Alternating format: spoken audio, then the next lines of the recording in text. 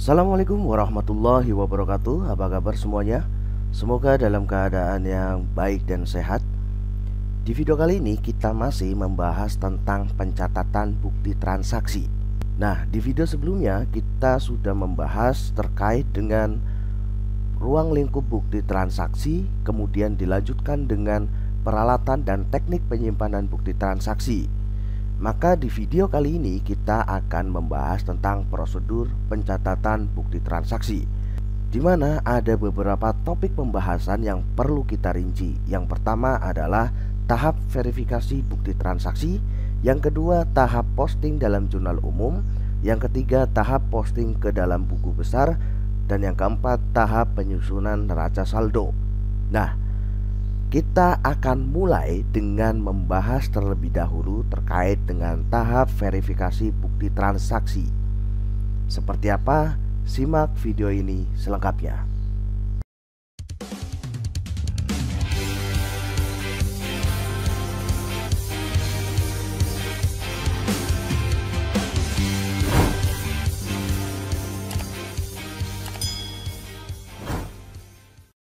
Nah, pada bagian kali ini kita akan membahas terkait dengan verifikasi bukti transaksi.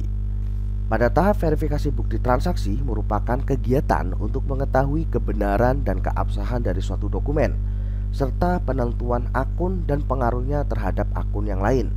Dalam menganalisis bukti transaksi keuangan ini dibutuhkan keseriusan dan ketelitian supaya analisisnya tepat. Dengan adanya verifikasi bukti transaksi ini, maka dapat mengetahui tentang jatuh tempo pembayaran, terjadinya transaksi, dan pencatatan akun yang ada pada perusahaan, serta dapat melihat seberapa keuntungan yang diperoleh dari transaksi tersebut. Sebelum diproses lebih lanjut untuk dicatat ke dalam jurnal, bukti-bukti transaksi harus dianalisis kebenaran dan keabsahannya. Karena tujuan dari analisis bukti transaksi adalah untuk memeriksa kebenaran dan keabsahan bukti transaksi dan semua informasi yang tercantum di dalamnya. Nah, kemudian selanjutnya adalah memverifikasi kebenaran dari bukti transaksi. Untuk mengetahui kebenaran dari suatu bukti transaksi, maka bukti transaksi tersebut dianalisis kembali dengan cara melakukan perhitungan kembali baik penjumlahannya maupun perkaliannya dalam data yang terdapat pada bukti transaksi tersebut. Untuk cara perhitungannya dapat menggunakan dua cara, yaitu perhitungan secara horizontal dan perhitungan secara vertikal. Nah, sebagai contoh berikut ini adalah bukti transaksi penjualan. Maka cara yang pertama adalah periksa perkalian angka secara horizontal. Pemeriksaan perkalian angka horizontal adalah perhitungan yang menunjukkan antara jumlah barang yang dibeli dengan harga barang per unitnya. Jumlah barang yang dibeli dengan harga barangnya. Nah, dalam hal ini misalkan pembelian prosesor Intel sebanyak 1 unit dengan harga Rp1.500.000, maka kita hitung 1 dikali 1.500.000, apakah sudah benar hasilnya 1.500.000. Nah, ini adalah cara memeriksa secara horizontal.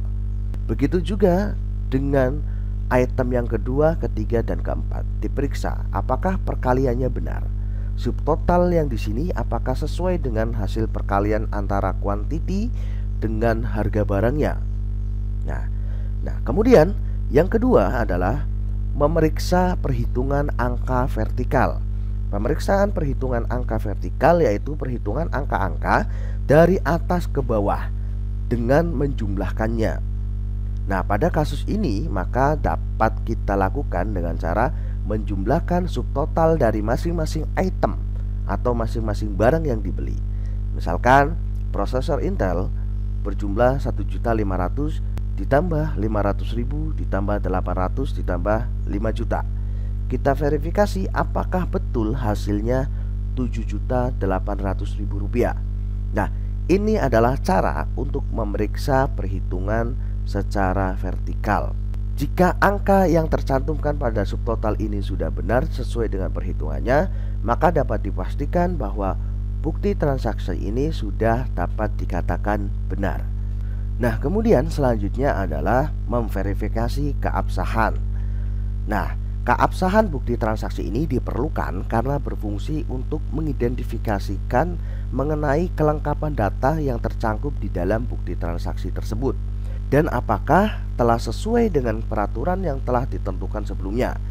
Contohnya, dalam pemberian nominal bea materai misalkan. Sekarang bea materai yang berlaku adalah bea materai 10.000. Maka kita perlu memverifikasi apakah bea materai yang dicantumkan itu sudah sesuai dengan ketentuan atau belum. Nah, selain itu ada beberapa hal yang perlu diverifikasi keabsahan dari suatu bukti transaksi. Antara lain yang pertama adalah tanggal transaksinya atau tanggal terjadinya transaksi. Sebagai contoh di dalam bukti transaksi ini sudah terlihat tanggal terjadinya transaksi adalah 28 April 2013. Nah, kemudian yang kedua adalah jumlah uang yang ada di dalam bukti transaksi. Kita lihat jumlah uangnya apakah sudah sesuai atau belum. Nah, kemudian yang ketiga adalah pihak-pihak yang terlibat. Pihak-pihak yang terlibat dalam transaksi yaitu antara pembeli dan penjual harus jelas. Di sini sudah terlihat bahwa penjual adalah Butik Indah yang beralamat di Jalan Manyar, Dukuh nomor 28B. Sedangkan pembelinya adalah Muhammad Basri ya yang beralamat di Jalan Tanah Merah, Surabaya. Ya, ini adalah pihak-pihak yang terlibat di dalam bukti transaksi. Nah, kemudian yang keempat, disertai tanda tangan oleh pihak yang terkait di dalam transaksi tersebut. Nah, dalam invoice ini maka diperlukan tanda tangan dari pihak yang mengeluarkan bukti transaksi ini. Di sini ada tanda tangan dari Butik Indah.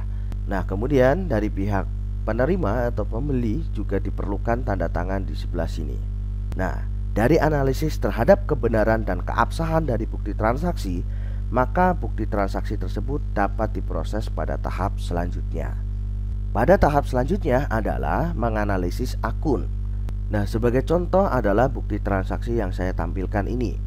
Di dalam bukti transaksi ini bisa kita lihat bahwa toko Amalia menjual beberapa barang dagangannya secara kontan ya kepada CV Tiude yang diwakilkan oleh Nyonya Dinda. Nah, dari bukti transaksi yang berupa nota kontan ini kita bisa menganalisis akun apa saja yang terkait dalam transaksi ini. Yang pertama, jika dianalisis dari posisi toko Amalia. Dari posisi toko Amalia, transaksi tersebut adalah transaksi penjualan secara tunai sehingga akan berakibat pada bertambahnya kas karena toko Amalia akan menerima uang pembayaran secara tunai sehingga akun kas akan berada di sebelah debit dan akun penjualan akan berada di sebelah kredit. Jurnalnya seperti ini. Kas 1.700.000 di sebelah debit dan penjualan 1.700.000 di bagian kredit.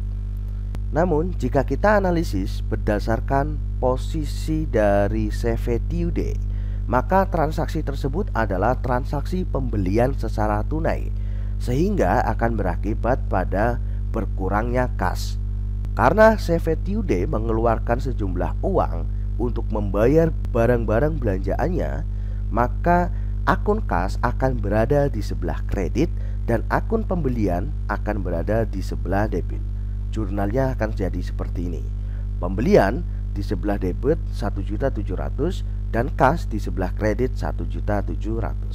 Nah, jika kita lihat dalam analisis ini, maka penentuan sebuah akun yang terkait dalam bukti transaksi akan sangat penting. Oleh karena itu, kita harus mengenal jenis kelompok akun terlebih dahulu. Jenis-jenis kelompok akun dalam persamaan dasar akuntansi dapat dikelompokkan menjadi akun harta, akun hutang, dan akun modal. Dalam persamaan dasar akuntansi, harta sama dengan hutang ditambah dengan modal. Akun-akun harta yaitu akun kas, piutang, perlengkapan, dan peralatan, di mana di dalam akun-akun yang termasuk dalam kelompok harta, bertambahnya akan berada di sebelah debit dan berkurangnya akan berada di sebelah kredit. Namun untuk akun hutang dan modal akan bertambah di kredit dan berkurangnya di sebelah debit. Jadi kebalikan dari akun harta. Harta sama dengan hutang plus modal. Nah, untuk dapat memahami lebih jelasnya lagi, saya lampirkan ada rumusan debit kredit dalam akuntansi. Akun-akun yang berwarna biru ini adalah akun-akun harta, yaitu kas, piutang, perlengkapan, dan peralatan, di mana akun-akun harta ini akan bertambah di kolom debit dan berkurang di kolom kredit.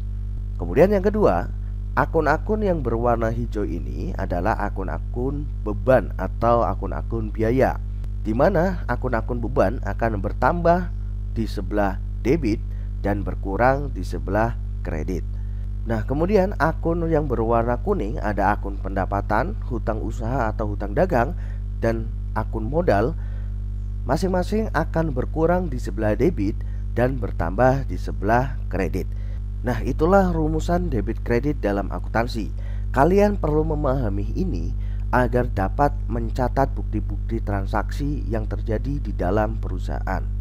Selanjutnya ada sebuah kuis. Setelah semua tahapan analisis bukti transaksi selesai dan dapat dinyatakan benar dan sah, maka langkah selanjutnya adalah pemindahan data dari bukti transaksi ke dalam jurnal umum. Nah, coba kalian cari tahu apa yang dimaksud dengan jurnal umum dalam akuntansi. Tulis jawaban kalian dalam kolom komentar video ini. Terima kasih, semoga video ini bisa bermanfaat untuk kalian. Sekian dari saya. Wassalamualaikum warahmatullahi wabarakatuh.